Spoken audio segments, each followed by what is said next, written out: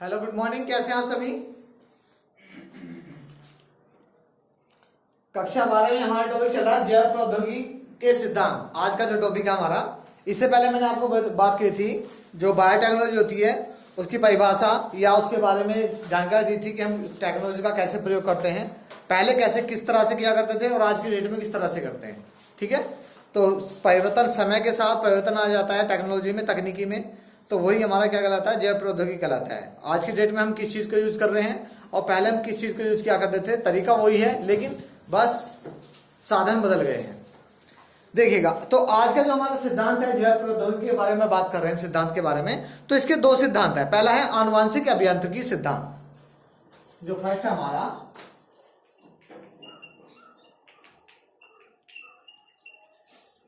आनुवांशिक अभियांत्रिकी।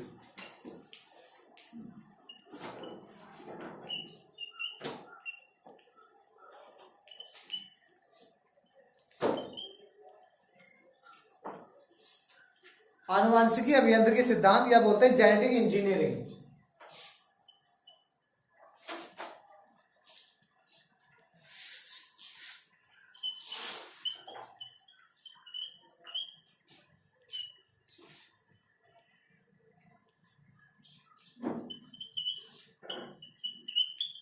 देखिएगा, यानी कि आनुवांशिकी अभियांत्रिकी या जेनेटिक इंजीनियरिंग के बारे में बात करेंगे। पहले सिद्धांत के अंतर्गत हम जो पहली थ्योरी है, इसमें क्या दिया हुआ है,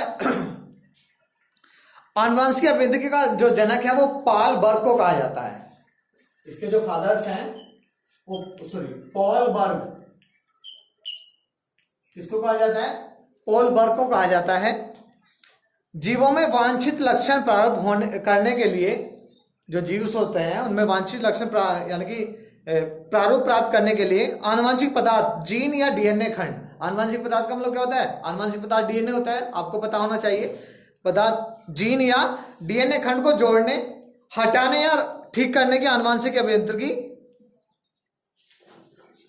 कहते हैं। इसे टेलरिंग ऑफ डीएनए भी कहा जाता है। कहने का मतलब ये है कि आनुवांशिक अभियांत्रिकी का अंतर्गत क्या होता है कि डीएनए या जीन के अंतर्गत अवांछित डीएनए को हटाकर वांछित डीएनए लगाना ही क्या कहलाता है, हमारा आनुवांशिक अभियांत्रिकी कहलाता है। यानी कि जीन के जिस पार्ट में प्रॉब्लम है उस पार्ट को निकाल देते हैं और उसके स्थान पर दूसरा पार्ट उसी डीएनए का उसी क्रम में लगा देते हैं, उसको क्या बोलते हैं, हम आनुवांशिक अभियांत्रिकी कहते हैं। ठीक है, अगला है रासायनिक अभियांत्रिकी। तो रासायनिक अभियांत्रिकी के अंतर्गत क्या होता है, इसके अंतर्गत रोगाणु रहित वातावरण में केवल वांछित सूक्ष्म जीवों या प्रोकैरियोटिक कोशिकाओं, जो हमारी प्रोकैरियोटिक सेल्स होती हैं, इनके जैसे किसमें पाई जाती है, बैक्टीरिया हो गए, ब्लू ग्रीन एल्गीज होगी, ठीक है, कोशिकाओं की वृद्धि करवाकर अधिक मात्रा में जैव प्रौद्योगिकी उत्पाद जैसे एंटीबायोटिक होगी, टीके हो गए और एंजाइम। आपने देखा होगा, इससे पहले मैंने मानव स्वास्थ्य रोग, उससे पहले एक चैप्टर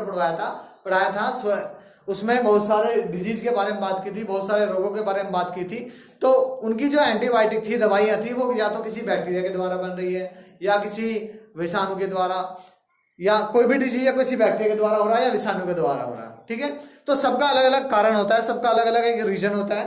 तो इसमें भी क्या बताया गया है कि इसके अंतर्गत रोगाणु रहित वातावरण में केवल वांछित सूक्ष्म जीवों या प्रोकैरियोटिक कोशिकाओं की वृद्धि। आपकी सेल की बात करें हम, तो सेल हमेशा दो प्रकार की होती हैं, पहली होती है प्रोकैरियोटिक, दूसरी होती है यूकैरियोटिक। यदि ह्यूमन बॉडी की बात करें हम, तो मानव शरीर की बात करें तो क्या मानव शरीर में क्या कहेंगे, मानव शरीर में हमारी यूकैरियोटिक सेल्स पाई जाती हैं, और प्लांट सेल में भी हमारी कैसी पाई जाती हैं, यूकैरियोटिक सेल्स पाई जाती हैं। ठीक है, और प्रोकैरियोटिक सेल जो होती है वो बैक्टीरिया और ब्लू ग्रीन एल्गीज आदि में ये सब प्रोकैरियोटिक सेल्स होती हैं। ठीक है, आगे देखिएगा, इसमें क्या दिया हुआ कि जैव प्रौद्योगिकी उत्पाद जैसे एंटीबायोटिक, अभी बताया मैंने आपको, टीके यानी कि वैक्सीन होती है, और एंजाइम आदि प्राप्त किए जाते हैं किसके द्वारा, मैंने लिखा नहीं है, सेकंड हेडिंग रासायनिक अभियांत्रिकी।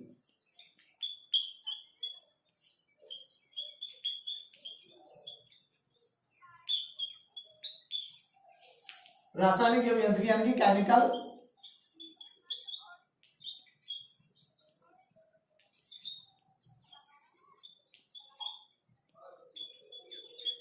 Chemical engineering.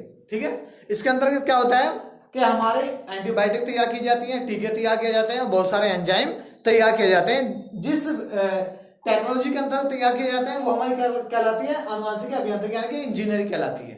ठीक है, आगे देखिए बेटा, आगे इसमें कुछ पॉइंट्स दिए हुए हैं उनके बारे में बात करेंगे। जैसे अलैंगिक जन्म द्वारा आनुवांशिक सूचनाएं परिरक्षित रहती हैं जबकि लैंगिक जन्म द्वारा विभिन्नताएं उत्पन्न होती है। यानी कि कोई आपसे डिफरेंस करने लगे डिफरेंस बिटवीन एसेक्सुअल और सेक्सुअल रिप्रोडक्शन, तो आप सीधा एक अंतर ये बता सकते हैं कि जो सूचनाएं होती हैं अलैंगिक जन्म द्वारा वो परिरक्षित रहती हैं उनमें, जबकि लैंगिक जन्म में क्या होता है, वेरिएशन हो जाती है, विभिन्नताएं हो जाती हैं। लैंगिक जन्म से उत्पन्न जो संतानें होती हैं वो डिफरेंट होती हैं, अलग होती हैं। जबकि क्यों होती हैं, क्योंकि उसमें रीजन होता है क्या, अलैंगिक जन्म जो होता है उसमें हमारा समसूत्री विभाजन होता है, यानी कि माइटोसिस होता है। माइटोसिस में क्या होता है, यानी कि क्या बोलते हैं उसको, समसूत्री विभाजन।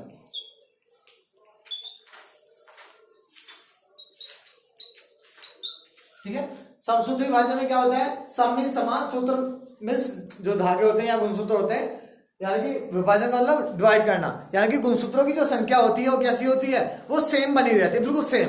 यदि 46 है तो 46 रहेगी, 24 है तो 24 ही रहेगी अगली नई संतति में भी। लेकिन इसके अपोजिट होता है क्या, लैंगिक जन्म, उसमें क्या होता है, अर्धसूत्री विभाजन।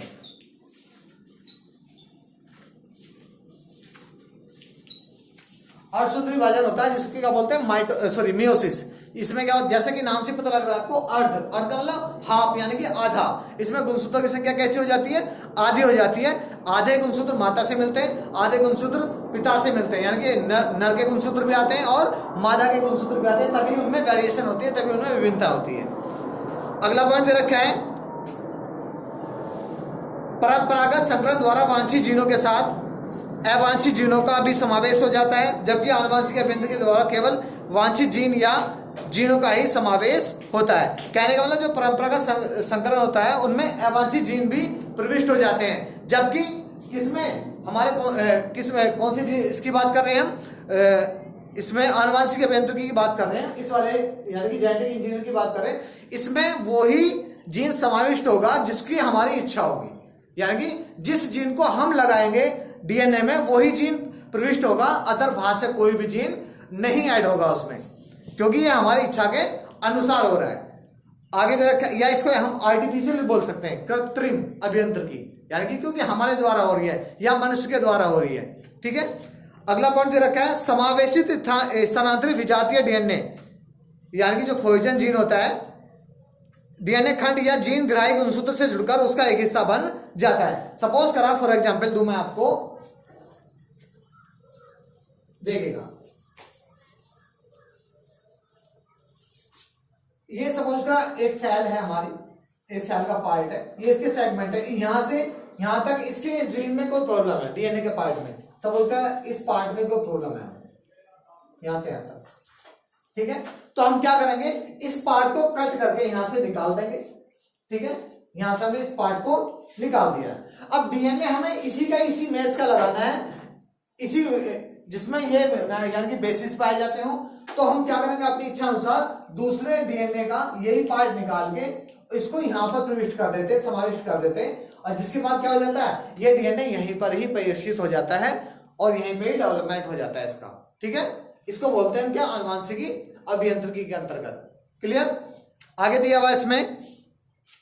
उसके बाद क्या होता है, यानी कि जीन ग्राही गुणसूत्र से जुड़कर उसका एक हिस्सा बन जाता है। यानी कि ग्राही गुणसूत्र क्या हो गया, ये वाला निकाला किसमें से, इसमें से निकाला, यानी कि विजातीय डीएनए क्या हो गया, विजातीय डीएनए फ्लोइजन, इसको बोलते हैं फ्लोइजन डीएनए, विजातीय डीएनए, यानी कि विजातीय डीएनए का पार्ट हमने यहां से निकाल के ग्राही डीएनए में लगा दिया, तो लगने के बाद ये क्या होगा, ये इसका हिस्सा बन जाएगा और इसको डेवलपमेंट शुरू हो जाता है इसका। ठीक है, और उसके बाद क्या होता है, इसमें प्रतिकृतिकरण, यानी कि जो डीएनए के अंदर प्रतिकृतिकरण की क्षमता होती है वो इसमें ऐड हो जाती है और उसके जैसे हुबहू प्रति बन जाती है।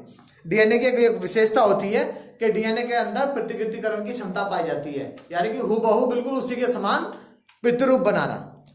आगे देखिएगा, इसमें प्रतिकृतिकरण का उद्गम एक विशिष्ट डीएनए क्रम होता है जो प्रतिकृतिकरण करने के प्रारंभ, मैंने आपको यही बात बताई अभी आपको कि डीएनए जब इसमें ऐड हो जाता है तो क्या होगा, इसमें वही चीज जो बनाना चाह रहे हैं हम वही चीज बन के तैयार हो जाएगी और नया डीएनए बन जाएगा। अगला आगे पॉइंट दिया इसमें, विजातीय डीएनए परपोषी जीव में स्वयं को प्रतिकृति का गुणन करता है, जिसे हम क्या कहते हैं, क्लोनिंग कहते हैं। देखिए विजातीय डीएनए जो होता है ये वाला, ये हमारा विजातीय डीएनए है।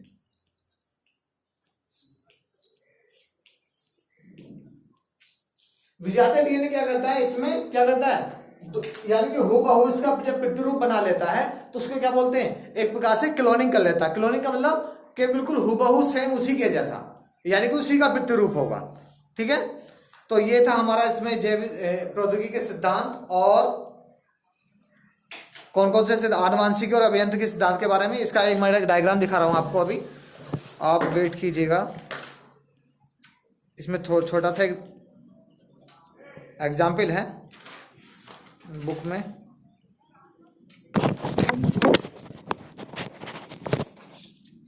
देखिएगा, ये जो मैंने आपको अभी बताया सेम वही कंडीशन है इसमें भी।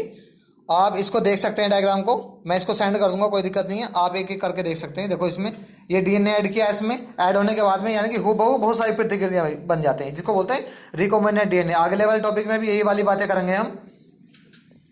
ठीक है, आज के लिए इतना ही, थैंक यू।